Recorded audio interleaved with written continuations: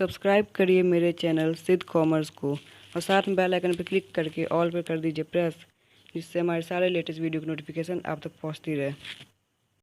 नमस्कार दोस्तों, कैसे हैं आप लोग। सिद्ध कॉमर्स चैनल में आपका स्वागत है। आज हम बात करेंगे जर्नल एंट्री कैसे करते हैं।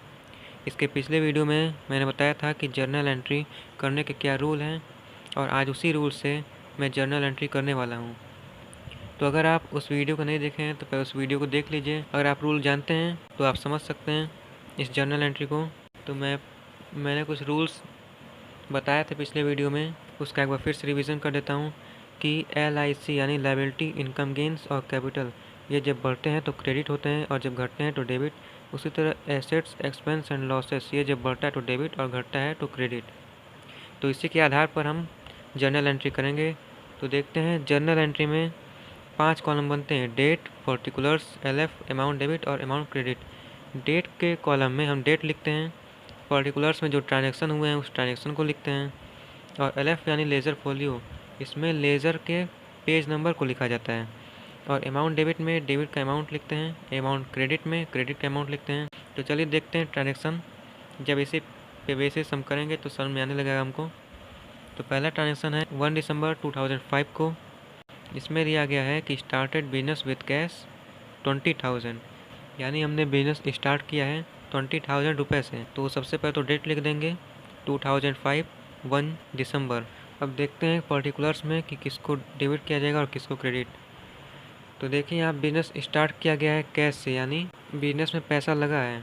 अब वो कहाँ से लगा है ये ज़रूरी नहीं है। आप समझ लीजिए आप अकाउंटेंट हैं और अकाउंटिंग कर रहे हैं बिजनेस का, तो बिजनेस में पैसा आया है यानी बिजनेस में पैसा लगाया गया, तो इसको हम कैपिटल कहते हैं। और जब कैपिटल अकाउंट यानी इसमें बढ़ रहा है, तो जब कैपिटल, ये LIC का पार्ट है, और जब कैपिटल बढ़ता है तो हम इसको क्रेडिट करते हैं, तो कैपिटल अकाउंट क्रेडिट होगा। तो सोचिए डेबिट क्या होगा, बिजनेस में पैसा आया है, कैश आया है, यानी जो कैश है वो हमारा एसेट्स है। तो एसेट्स जब बढ़ता है तो उसको हम डेबिट करते हैं, यानी कैश अकाउंट डेबिट होगा। तो कैश अकाउंट डेबिट और कैपिटल अकाउंट क्रेडिट। और इसका लिखने का तरीका ये है कि कैश अकाउंट को हम लिख देते हैं और उसके सामने DR लिख देते हैं, यानी डेबिट। लेकिन जर्नल एंट्री में जिसको हम क्रेडिट करते हैं उसको CR से नहीं दिखाते हैं, बल्कि उसको क्रेडिट करने के लिए 2 लिखते हैं, 2 कैपिटल अकाउंट। और जो भी कुछ हम करते हैं उसको एक नरेशन के माध्यम से लिख देते हैं। नरेशन बीइंग करके लिखते हैं, being business started with cash, यानी हमने क्या किया, बिजनेस स्टार्ट किया। तो वही चीज़ यहाँ पे लिख देते हैं कि मतलब हमने किया क्या। मान लीजिए 1 महीना बाद आप देखेंगे कि हमने 1 महीना पहले क्या ट्रांजेक्शन किया, तो इसी नरेशन को पढ़ के आप जान जाएंगे कि अच्छा हमने बिजनेस स्टार्ट किया था और 20,000 से स्टार्ट किया। तो डेबिट और क्रेडिट दोनों साइड 20,000 लिख देंगे। अब नेक्स्ट देखते हैं ट्रांजेक्शन जो कि 2 दिसंबर को हुआ है। तो एक बार बता दें कि ये ट्रांजेक्शन होने के बाद नीचे एक लाइन खींच देते हैं पर्टिकुलर्स के कॉलम में।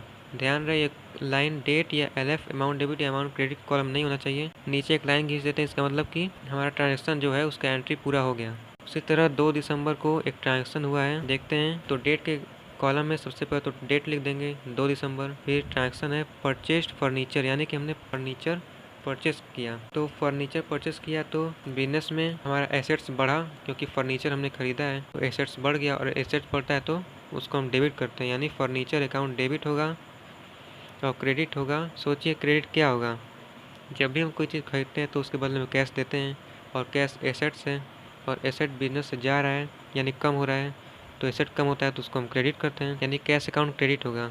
तो लिख देंगे furniture account debit to cash account, और इसमें थोड़ा सा गैप देकर लिखते हैं, कम से कम इतना गैप तो होना ही चाहिए। और हमने क्या किया, परचेस्ड फर्नीचर, तो यहाँ नरेशन में लिख देंगे बीइंग फर्नीचर बॉट।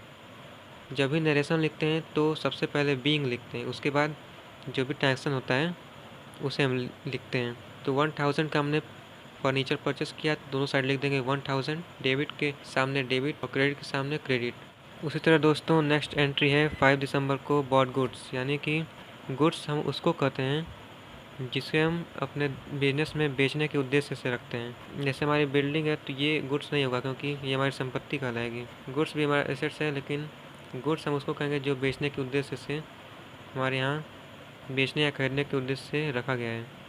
तो बॉट गुड्स 3,000, तो इसमें क्या हो रहा है, हम खरीद रहे हैं गुड्स, तो हमारा एसेट्स बढ़ रहा है और एसेट बढ़ता है तो डेबिट, यानी purchase account debit. Purchase account इसलिए क्योंकि जब गुड्स खरीदते हैं तो उसको परचेज अकाउंट लिखते हैं, और जब गुड्स को बेचते हैं तो उसको हम सेल्स अकाउंट कहते हैं। ऐसा इसलिए क्योंकि परचेज और सेल पे अलग अलग टैक्स लगता है। तो खरीदे एसेट बढ़ा है तो परचेज अकाउंट डेबिट, और परचेज करेंगे तो हम कैश देंगे उसको, और कैश एसेट्स है, और जब देंगे तो वो कम हो जाएगा, और एसेट कम होता है तो क्रेडिट। तो furniture account debit to cash account, और नरेशन लिख देंगे। तो हमने क्या किया, बॉट गुड्स, माल खरीदा, तो लिख देंगे being goods purchased for cash, नकद खरीदा है, उधार तो खरीदा नहीं है, और दोनों साइड हो जाएगा 3000। उसी तरह दोस्तों 10 दिसंबर को कैश डिपॉजिटेड इनटू बैंक, यानी बैंक में हमने पैसा जमा किया, 10,000 जमा किया। तो आप सोच होंगे इसमें तो बिजनेस रिलेटेड कुछ ऐसा काम नहीं है, क्योंकि हमारा ही पैसा था, हम अपने बैंक में जमा किए, तो इसमें तो इसके जर्नल एंट्री करनी जरूरी है नहीं। आपके जेब से कैश गया है आपके बैंक अकाउंट में, तो आपके बिजनेस में जो एसेट्स हैं वो तो कम हो गया, और बैंक में जो बैलेंस था वो बढ़ गया है। तो जो आपके बिजनेस से गया कैश, वो एसेट कम हो गया तो उसको करेंगे क्रेडिट, यानी कैश अकाउंट होगा क्रेडिट, और बैंक में बैलेंस बढ़ गया तो बैंक अकाउंट होगा डेबिट। तो इसका एंट्री होगा bank account debit to cash account, क्योंकि बैंक में आपका एसेट्स बढ़ा है और आपके बिजनेस से कैश गया है तो क्रेडिट। इसमें प्रॉफिट लॉस कुछ हुआ नहीं है, लेकिन इसका हम जर्नल एंट्री करते हैं। तो 10,000 है, दोनों साइड लिख देंगे, और नरेशन लिख देंगे being cash deposited into bank. फिर दोस्तों सोल्ड गुड्स फॉर कैश 5000, यानी कि हमने माल बेचा नकद 5000 का। तो इसमें गुड्स हमारा एसेट है और वो बिजनेस से जा रहा है तो एसेट कम हो रहा है, उसको हम क्रेडिट करेंगे। और हमने गुड्स को बेचा है तो सेल्स लिखेंगे, सेल्स अकाउंट क्रेडिट, और जब बेचेंगे तो कैश आएगा, और कैश एसेट्स है वो बढ़ रहा है तो उसको हम डेबिट करेंगे, यानी इसका एंट्री हो जाएगा cash account debit to sales account 5000, दोनों साइड लिख देंगे, डेबिट साइड और क्रेडिट साइड, और नरेशन हो जाएगा being goods sold for cash, यानी हमने माल बेचा नकद।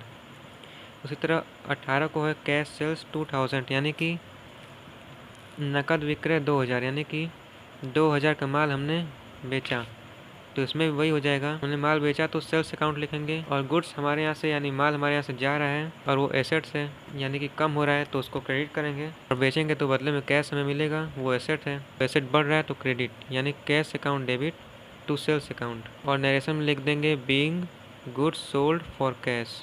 और अब नेक्स्ट एंट्री है sold goods to Shyam 4000 rupees, यानी हमने अब श्याम को माल बेचा है, तो नकद बेचा है या उधार भी तो बेच सकते हैं, क्योंकि इसमें लिखा तो है नहीं। जब भी ट्रांजैक्शन में अगर किसी का नाम लिखा है तो इसका मतलब समझ लेंगे कि ये क्रेडिट सेल है। हमने उसको बेचा है तो गुड्स गया, क्योंकि वो एसेट्स है और कम हो गया तो सेल्स अकाउंट क्रेडिट होगा। अब सोचिए डेबिट क्या होगा, कैश आया है हमारे पास, कैश तो आया नहीं है तो वो डेबिट नहीं होगा, मगर भविष्य में श्याम हमें कैश देगा, आज नहीं तो कल कभी ना कभी तो देगा ही, तो ऐसे में हम इसको एसेट ही मानते हैं, क्योंकि भविष्य में हमको मिलने वाला है। तो हम कैश के जगह उसका नाम लिख देंगे श्याम अकाउंट, तो हो जाएगा transaction Shyam account debit to sales account. और किसी भी नाम के आगे हम अकाउंट नहीं लिखते, अकाउंट तभी लिखेंगे अगर हमें अकाउंट लिखना है, कॉमा लगा कैश लिखेंगे, तो हो जाएगा Shyam account debit to sales account, और नरेशन हो जाएगा being goods sold to Shyam, तो हाउ मच 4000, डेबिट और क्रेडिट साइड दोनों साइड लिख देंगे 4000।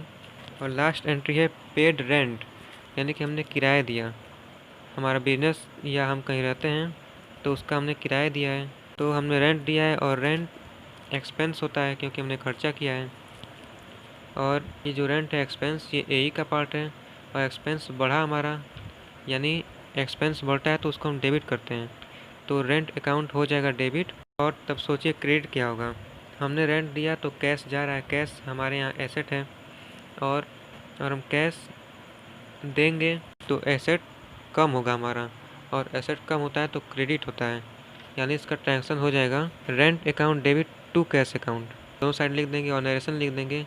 तो हमने क्या किया, रेंट पेड किया, तो नरेशन हो जाएगा बीइंग रेंट पेड।